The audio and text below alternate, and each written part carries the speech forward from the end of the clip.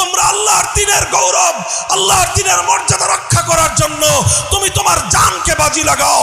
তোমার জীবনকে রক্ষা করা, তোমার জীবনের গৌরব রক্ষা করা আল্লাহর জিম্মাদারি। আমরা 5ই আগস্ট বাংলাদেশে দেখলাম এক নতুন বাংলাদেশ। 5ই আগস্ট বাংলাদেশ দেখলাম জুলুমের বিরুদ্ধে পুঞ্জীভূত ক্ষোভের অবিস্মরণীয় এক বহিঃপ্রকাশ। যারা 5ই আগস্ট বিপ্লবের, যারা 5ই আগস্টের গণ অভ্যুত্থানের মূল বৈশিষ্ট্য বুঝতে চান, তারা বুঝবেন এই কথা থেকেই।